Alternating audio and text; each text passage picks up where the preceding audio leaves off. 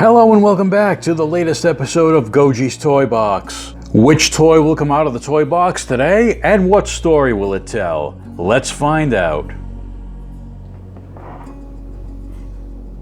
Looks like our travel through history today will be by helicopter. Our story begins back in 1971 and the premiere of The Electric Company.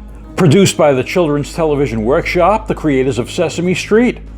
The Electric Company ran for 6 seasons and 780 episodes. The Electric Company utilized song and sketch comedy to teach elementary school children the fundamentals of reading and grammar. The Electric Company was considered the program that children would graduate to when they became too old for Sesame Street. Unlike Sesame Street, that delivered much of their message through puppetry via the Muppets, The Electric Company featured a cast of stage, repertory, and improvisational performers that included Rita Moreno and Morgan Freeman. You got soup? We got soup. What kind of soup? All kinds of soup. We got beet soup, that's a sweet soup. Then there's meat soup, parakeet soup, shredded wheat soup, and concrete soup. And the special today, dirty feet soup. Dirty feet? Oh, forget about the soup. Let's see what you got in the menu here. In the 4th season of the show, beginning in 1974, the Electric Company partnered with Marvel Comics to create a segment called Spidey Super Stories. In this segment, puppeteer and dancer Danny Seagren donned a Spider-Man costume to become the first live-action iteration of that character. Spider-Man, where are you coming from, Spider-Man? Nobody knows who you are.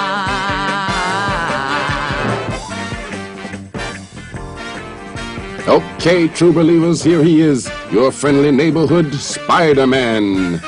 Today's episode, Spidey meets the Spoiler. In these lighthearted segments, Spider-Man would come up against some bumbling villains created specifically for the show. Among them were the Spoiler, the Can Crusher, Funny Bunny, and Dr. Fright. Spider-Man would always leap in and save the day in a non-violent manner. But while being quite chatty and verbose in his comic book, the Spider-Man of Spidey Super Stories did not speak, instead communicating only via word balloons that would allow younger viewers to practice their reading skills.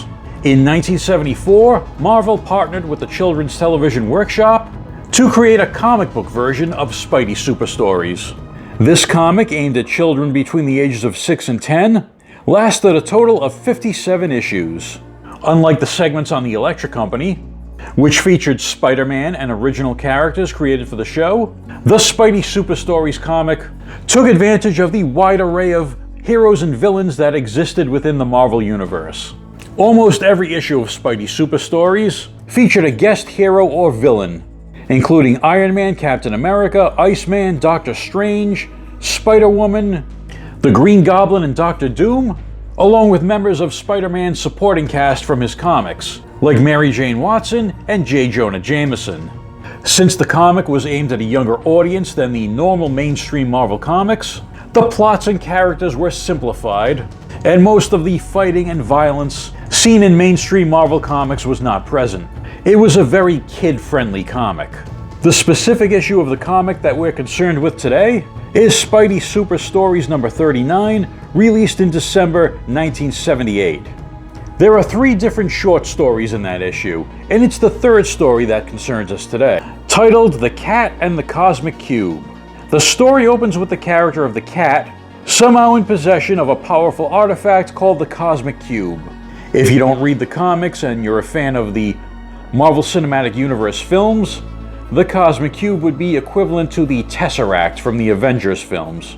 The cat is being chased by someone who wants the Cosmic Cube, namely the villain Thanos, who is chasing her in a tiny yellow helicopter with his name emblazoned on the side. Besides being simplified for younger readers, some of the tales in Spidey Super Stories were also a bit silly. It's never explained how the cat came into possession of the Cosmic Cube or how Thanos tracked her down.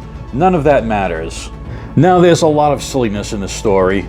Thanos gets his hands on the cube, and when the cat confronts him, he creates a giant dog to go after her. Get it? Because dogs chase cats. Spider-Man jumps in to lend a hand, and Thanos then uses the cube to create an earthquake. Unfortunately, he trips and drops the cube, which is recovered by a young boy named Jim, who uses it to capture Thanos by tying him up with grass. Thanos is then taken away by the police in handcuffs. I'm not making this stuff up. Obviously, this story takes place years before Thanos would become the big-name cosmic villain that wipes out half the universe with the Infinity Gems. It was kind of early on in his career at this point. Since its original appearance in Spidey Super Stories, the Thanos Copter has become a thing of legend, and has made a couple of appearances here and there.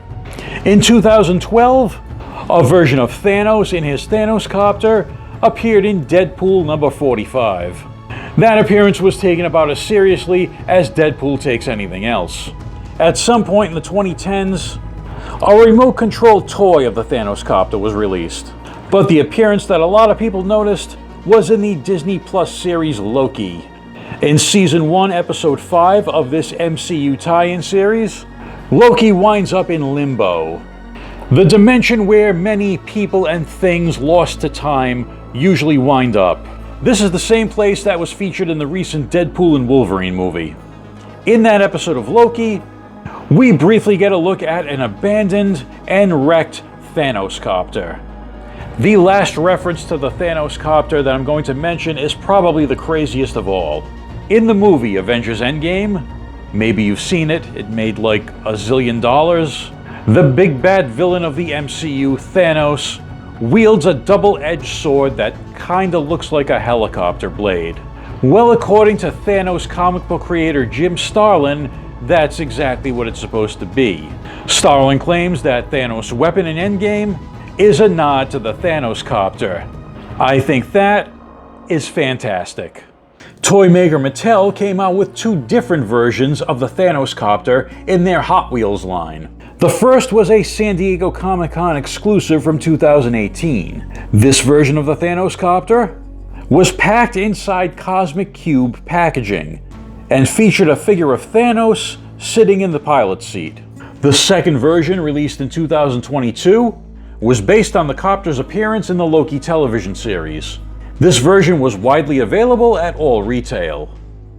As a Hot Wheel, this is a pretty simple toy. Die-cast body, plastic landing gear, clear windscreen, and a plastic propeller.